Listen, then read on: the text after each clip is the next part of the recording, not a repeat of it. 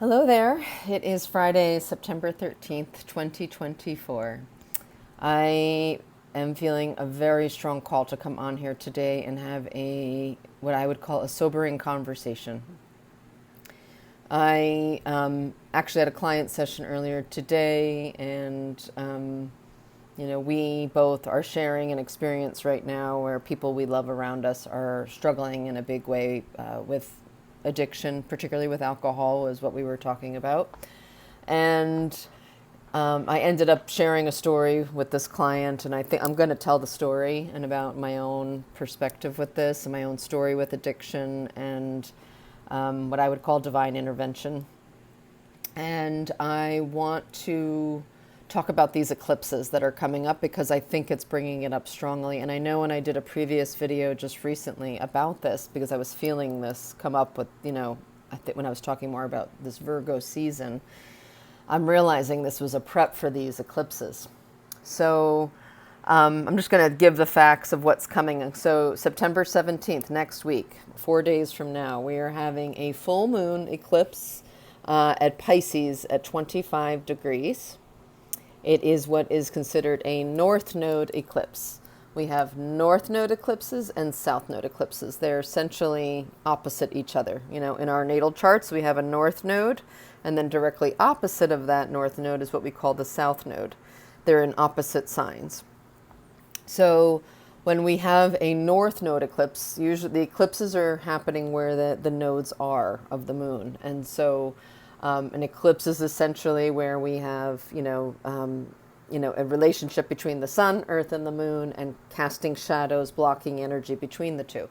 They happen on full moons and new moons. So our full moon is coming next week, and that's going to be in Pisces at 25 degrees. That is a north node. North node is destiny, where we are headed, the direction we are being propelled towards. When we have eclipses, they are here to create adjustments in our life and keep us on our path and move us in the direction, that our soul has intended for us to be in or on that path.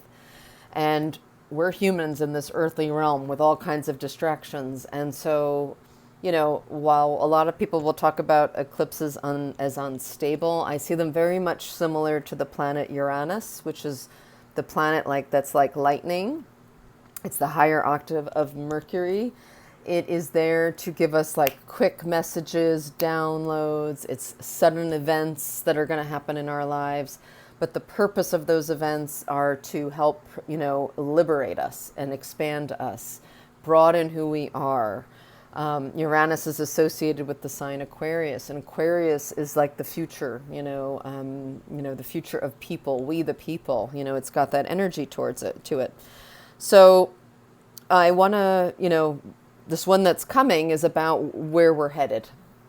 The one that's going to be 2 weeks later is going to be on the new moon in Libra. It's going to be at 10 degrees Libra. And that point in particular I want to talk about because of a particular generation of us that were born in the 1970s. So, particularly the mid-1970s to about 1980. We were born with Pluto in that area of our charts. So Pluto doesn't move very fast. So it was covering that area for, in certain ways within 10 degrees from 1972 into the early 80s. So, but I would say in particular around 1973, 1974 to 78, 79. Was when we were about 5 degrees from, so either 5 degrees Libra to 15 degrees Libra. This eclipse is going off at 10 degrees Libra. And I think this is important because this one that's going to be happening on October 2nd is a South Node eclipse. And South Node eclipses are about releasing something from the past, releasing our karma, letting go of something so that we can move forward. And for that particular generation, I'm one of them. I was born in 1978. My Pluto is at 14 degrees. Those of you that were born in 1975, 76, 77, you're going to want to pay closer attention because if you are close to 10 degrees, your Pluto, this is going to probably be a pretty major transit for you. That's my feeling. And it's about death and rebirth in that regard. and letting go or bringing something to light that's been under the surface. And I find that this can have a lot to do, like this can be around addiction. And I think for a lot of my generation that's in their midlife, they're raising kids, but also taking care of elder parents, the stresses that are associated with that, things like alcohol become a regular habit. And I don't think that we take the damage that alcohol can do to us very seriously. And, so just, I mean, it's a neurotoxin. It is something that you want to think of as ethanol when you really think about it. The problem with alcohol is it's so socially acceptable to the point where when you're out, if you're not drinking, people are looking at you funny and strange. And that should tell us something, that, that the people who are not taking the neurotoxin and drinking it in massive amounts are being questioned, and then those that are doing shots and partying all the time are not. That's like the socially acceptable thing. Every weekend, it's expected. If you're not doing something that's related to a club or a bar or then what are you doing? And this, I believe, to be something that we really need to address as a community of humans. So when we talk about Pisces, so this first one that's coming up, Pisces rules the 12th house. What is the 12th house about? It's about the unseen aspects of our life, the things we can't see, our subconscious, our unconscious, addictions, escapism, hidden enemies, and hidden talents even can sit in there. When, when we've done work in that 12th house, that can be revealed, hidden aspects of ourselves. But you're dealing with the things that are below the surface and you can't see, which for me is very Plutonian in a lot of ways, but it's also Neptunian. And I'm going to talk about this. So where this eclipse is going off is it's going off at 25 degrees Pisces. Pisces has Saturn in it on one side and Neptune on the other. Neptune rules that 12th house.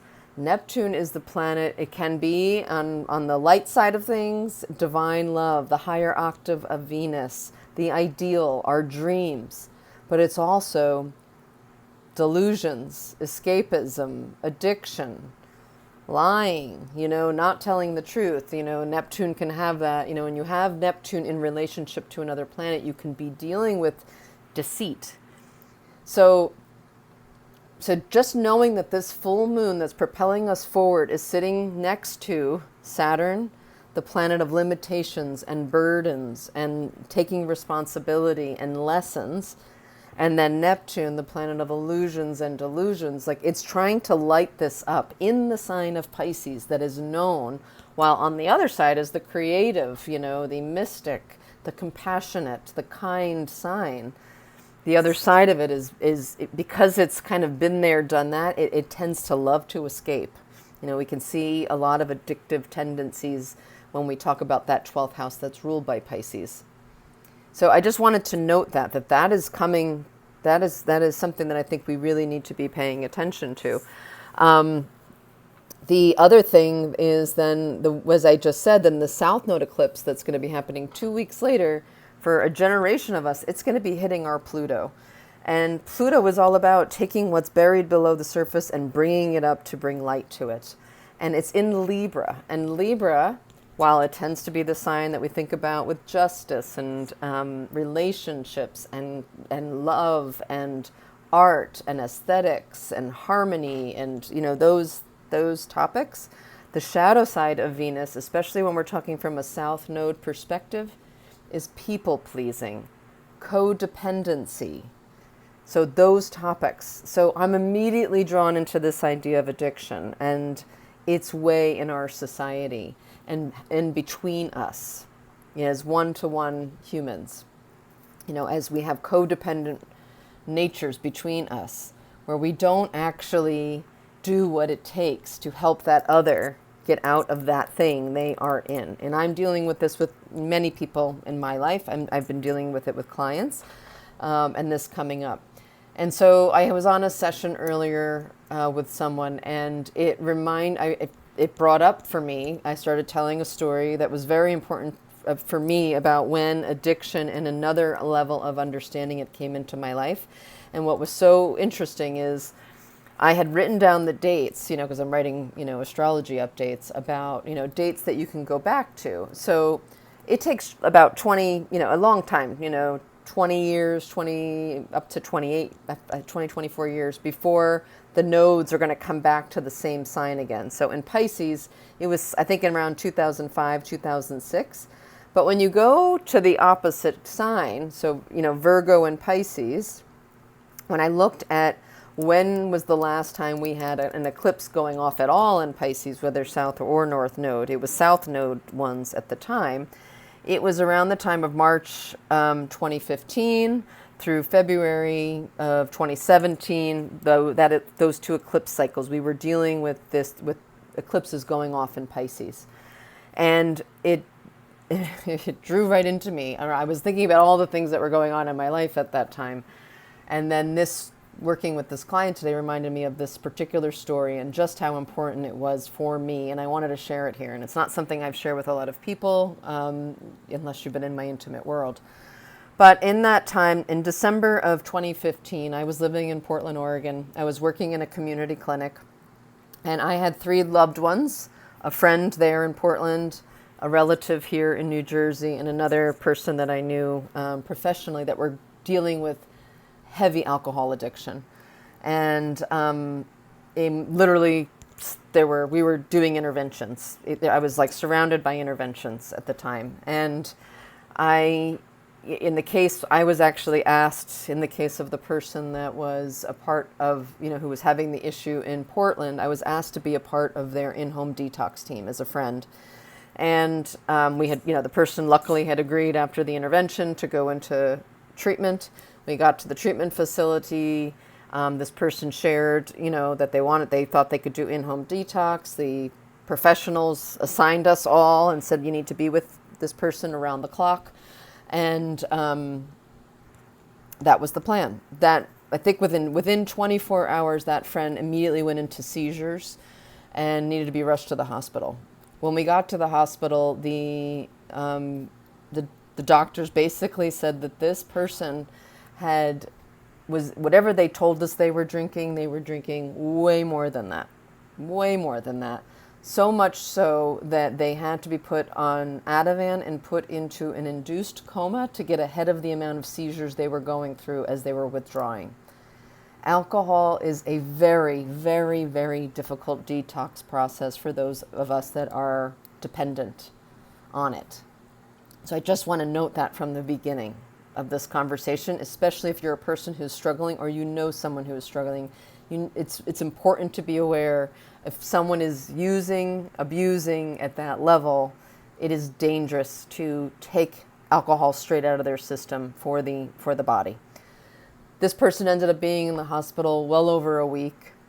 They came out. While they did have some short relapses, they've, as far as I'm aware of at this point, have remained sober.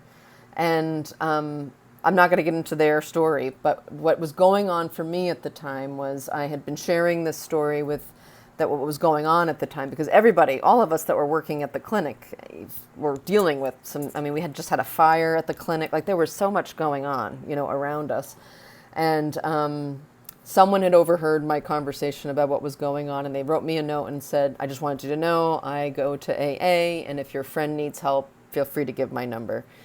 I had some self-reflection, and because I kept asking, why is this all going on around me? Why do I have I'm at the center of these 3 major incidents? Like, is there a story about addiction I need to be having with myself? And I've been a person who has absolutely imbibed in tons of alcohol throughout my life, particularly in my college years. But then living in Portland, and going through medical school, while going through acupuncture school, I would say most people were drinking regularly, as well as, or smoking marijuana, or doing something to relax themselves because of the amount of information we were taking in and our inability to calm down and relax at the end of the night. So it was not uncommon to quite literally go to the bar, start studying together, drink together, then go home and start all over again the next day. And so at the time, I had gotten into a habit of a lot of wine drinking, particularly with a fellow student. And so that was going on for me. Also at the time, marijuana had been legalized in Portland, and so it was everywhere, and so it was something where it's like, oh, there's full permission. This is legal, like alcohol.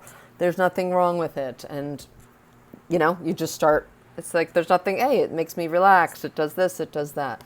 So I was having my own experiences with that. Was it affecting my life in any major way? No. Was I, it wasn't something I was doing daily. It wasn't something that I even could have seen as a problem. But what I was aware of was that there could be the possibility that by having those substances in my life, it was keeping me from the greatest version of myself. There was something there that like, why couldn't I just let it go altogether? And if I could let it go altogether, what might be possible with myself? And so I reached out to this person who left this note, and I said, would you be open to talking to me? I ended up going for a walk with them. They shared their story with me about why they got sober, how they got sober. And again, in the reflection of it, I'm like, I don't have that kind of problem, but they just said, if it's coming to you, maybe it's something to explore. They invited me to go to a meditation AA meeting, essentially, and I thought, okay, I can do that. But they forewarned me that when I got to the meeting, that there was a very good chance they were going to encourage me to, one, I was going to get called out as someone new to the meeting. I was also going to likely be, it was going to be requested for the newbies to consider 90 meetings in 90 days. So essentially a meeting a day for 90 days. And I looked at this guy and I said, no, that's not what I'm here to do. I'm just like toe dipping, want to understand. He goes, I'm just giving you the heads up that you're going to be invited to do that. You don't have to do anything. So I said, all right. So I decided to go to this meditation meeting. Well, I'm picturing I'm going to go to this meditation meeting, have my eyes closed and be able to sit in the back of a meeting and kind of be hidden. No, I was in a yoga studio with 6 or 7 other people sitting in a circle. There was no hiding. And we go around and everybody introduces themselves as you would in any AA meeting, saying, I'm so-and-so, I'm an alcoholic, and da-da-da-da-da. So it comes to me and I'm literally like, I can't even tell you the discomfort and how uncomfortable I was in this moment. But I literally said, my name is Kelly, and I think I'm an addict. Like, I must have literally looked like this. I don't know why I'm here, but they were very gracious and thank you for being here, and luckily there wasn't a ton of pressure, in this environment. I am going to fast forward a bit to later that night. I ended up going, 2 friends of mine, very special friends of mine who I actually just got to see. They visited me from Portland. They invited me to their house that night, and they are not people who typically would drink a lot and certainly didn't smoke marijuana or anything. I get to their place and there's alcohol like out on the counter and joints. And I'm thinking to myself, what in the hell is going on? And they said, it's legal. We thought maybe we'd have some fun with you tonight. And so I proceeded to share with them what was going on with me. And, we have a fun night, did not imbibe, but like, it was just in my face was my point, that it was like everywhere I went, this is the thing I want to share with you, this part of the story, that what I would call divine intervention. And, I could get emotional talking about it. I leave these friends' houses, their apartment, and I get in my car. And if you don't know Portland, it's kind of like in a quadrant based on rivers, the Columbia, that there's 2 rivers. So they were on the west side, I was on the east side. So it was a good 15-minute ride from their place to where I was going to live, where I lived. I got in my car and I pulled out to go start driving back. And when I tell you the car in front of me, because I believe in divine intervention, I believe in signs and synchronicity, I believe in this. I'm looking at the car in front of me, and you would not believe what their license plate said. A. I did not know that it was even possible to have a license plate that had 2 letters on it and no numbers. Like, I didn't even know that was possible. This car remained in front of me until I got home. I kid you not. I took a picture of it. I have a picture of it. Maybe I'll even post it as the for this video, so you believe me. It was from December 1st. No, I'm sorry. That picture was taken on December 18th, 2015. I didn't sleep that night. I didn't sleep at all. I ended up being up all night because all I could think about is, am I the addict? And I didn't know it. So I proceeded to get up that morning. When I say get up, I stayed up, and because it was already 5 in the morning, they had sunrise meetings on the east side of Portland that I said, you know what, I'm going to go to this meeting. What do I have to lose at this point? I knew it was going to be a bigger meeting and I could hide. And that's what I tried to do. And in that meeting, a woman who was sitting in front of me ended up basically offering to be my sponsor after I was in major resistance about it. But I just said, I'm going to surrender to this, and I'm just going to trust that there's some reason I'm here.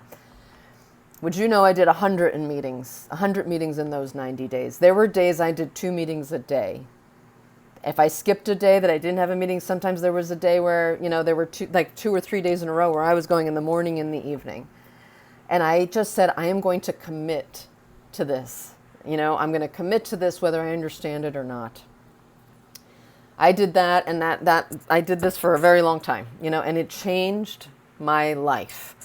I became acutely aware when you stop drinking, or taking substances, you become, and you're looking around at the world around you, all you can do is see them everywhere. All you can see is that how addicted everybody is around you. And it can feel very isolating and very lonely, because you don't really, there's not a lot of people that are doing what you're doing, and not a lot of, most of us, like I said, it's very socially acceptable to be in the bars and in the pubs and in the, all these places, like there's always alcohol involved. So to then have to figure out how am I going to have a social life, in my 30s, without this, it was very confronting. And then as soon as you start looking at one substance, you start looking at everything. You're looking at all the ways you're addicted. So I started looking at my addiction to food, particularly sugar in my case. My addictions to being busy, to being right, to being angry about things. You start to see all the ways that you have addictive patterns. So I'm going to fast forward. This was this began in December 2015. In August of 2016, this is all in the same eclipse cycle that I was just referring to, my dog passed away. I essentially was dealing with her in what I'd call almost like a hospice situation for the last 6 months of her life. My whole life centered around her. I didn't travel. I set up my house in a way that because she was blind and deaf and just had a lot of needs, at the end of her life. And she was like one of my soulmates. So I was going to do whatever it took, in those last months to be with her and give her whatever she needed. And I didn't want any stress on her life. But you can imagine how, what that does for someone, and going through that. I had a very beautiful experience when she passed away. I had a very good friend come to my house, stay with me. An incredible vet came to the house, and then the experience was absolutely beautiful. And the way the vet handled the situation, because she did need to be put down in the end. And after she had left, and everything was complete, I left the house, and I was extremely disoriented, as you can imagine. And I ended up walking to Laurelhurst Park, which was a park that was just a few blocks from my house in Portland. And I had gotten to the entrance that I go in. I mean, when I tell you, I walk through that park every day. But for whatever reason, I had never really noticed the sign that was right when you walk into the entrance that says, "Dog Park this way." And I lost it. I lost it right at the entrance before I even walked in the park, because I had realized I was within the first hour of being a human without a dog. And I really didn't know myself without her. She had been with me since 2001. This is now 2016. She had been through marriage and divorce and moves and deaths. And I can't even tell you what she had been through with me. I didn't know myself practically as an adult without her. And like lightning, I heard this voice say, "This is why we had you do that. This is why we wanted you to understand addiction. We wanted you to start understanding what it would be like to be in a world where you're the only one, where everybody else is like this, because now you're going to feel it at an even deeper level, where your heart is broken, where you are not going to be able to, like, I was so disoriented. I didn't know what it was to be in the world without a dog. Every way I moved, you know, in my own apartment was because I had this little being under my feet that was blind. You know, I had furniture arranged in certain ways. Like whether how long I was in or out of my house had everything to do with her. When I woke up, it was about getting her out. I mean, clearly I would be up in those last months in the middle of the night multiple times. So when all of that went away, all I could feel was loneliness at a level I had never experienced in my life. She had saved me from loneliness for our time together. And she changed my life. And I'm going to try not to get too emotional talking about it. So I'm bringing this up because I'm looking around at people that I love dearly that are falling through the cracks with addiction right now. And I believe we have some pretty rough terrains ahead of us.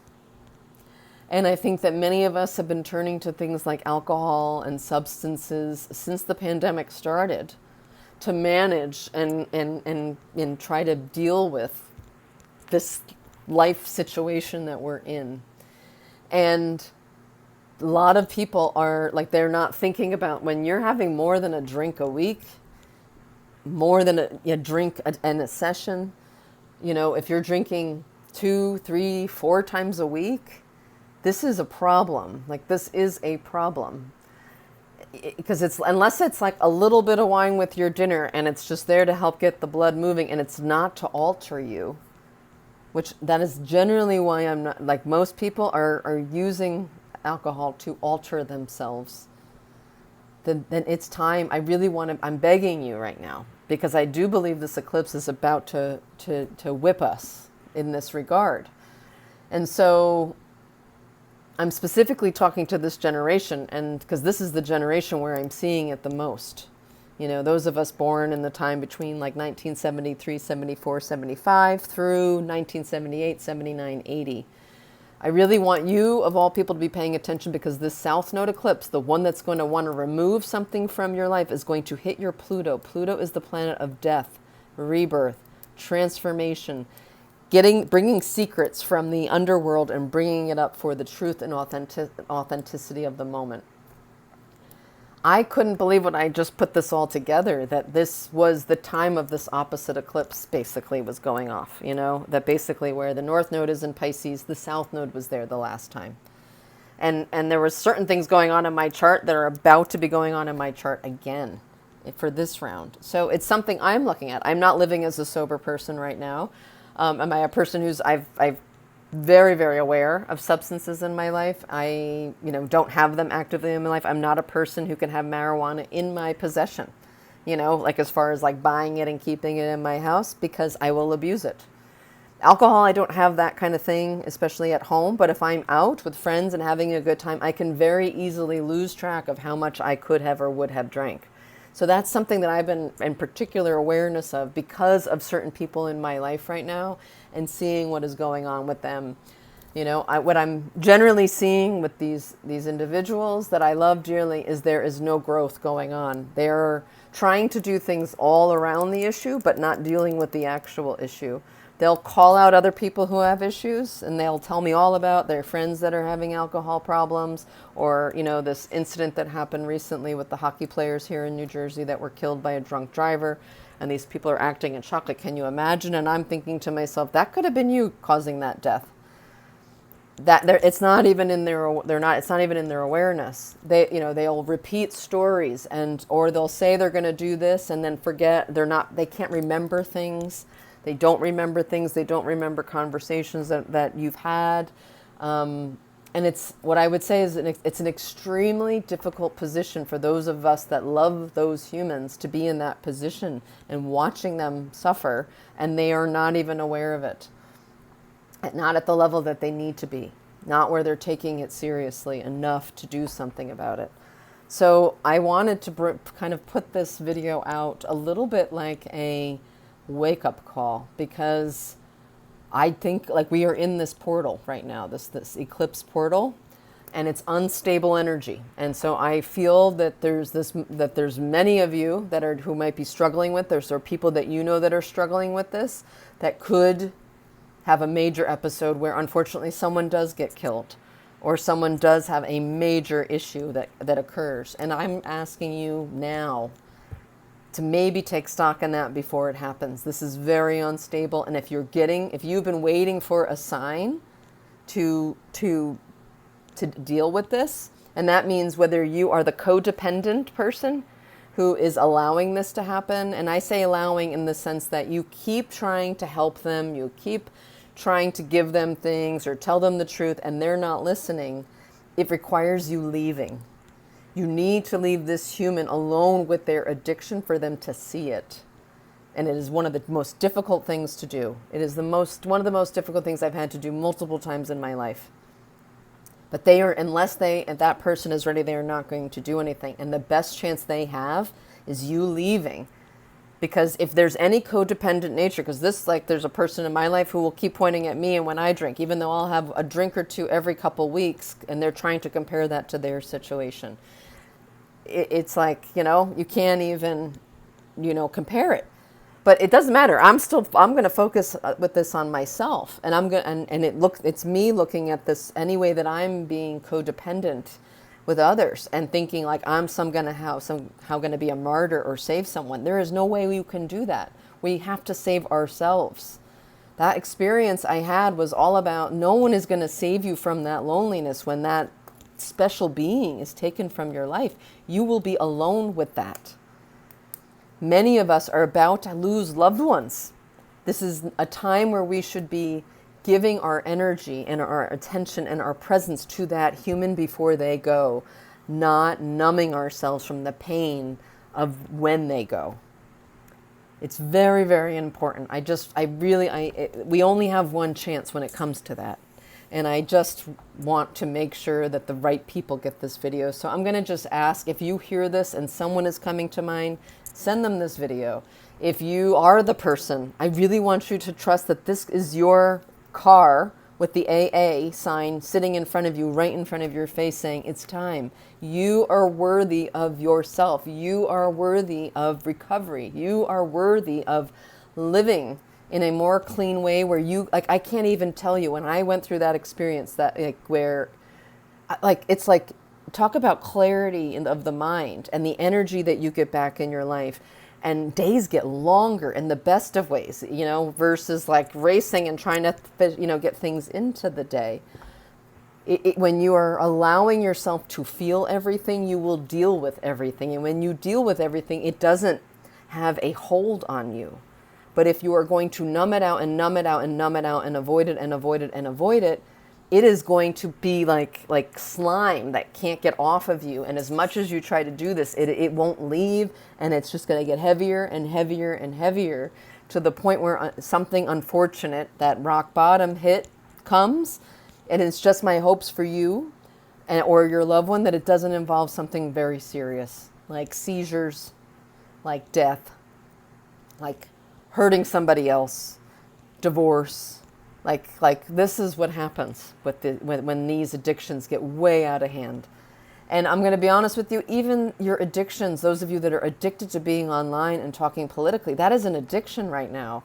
Why are you doing that? No one needs that right now. Do you actually think you're helping someone change their mind or vote when you do that? No, you are showing your inability to regulate yourself and have trust in this world. You can be an activist, you can do all that, but you can't force anyone to do anything they are not willing to do or don't want to do or don't want to see. So just stop. If you want to see this world transform, stop this behavior in any way that you see it active in your life. So, again, I'm just going to say the dates. September 17th, that's 4 days away. October 2nd, it's 2 weeks from then. This is a 3-week period where we are in unstable energy, and I want you to be mindful about where you are, who you're surrounding yourself with, And if you have the opportunity to cut yourself off from someone who is harming, harming themselves in this way, with love, I am sending love to those that I have to separate myself from. And some of you are listening to this and you may be wondering why I've kept my distance. And it's because I'm aware that you are likely, you're drinking, and it's not healthy for me to be around that. You know, we all know the idea of you are as healthy as the 5 people you surround yourself with. And in these cases where I look at the people that are falling down, I can guarantee you the 5 people they're surrounded by are also likely not dealing with, being responsible for themselves and their health and their life.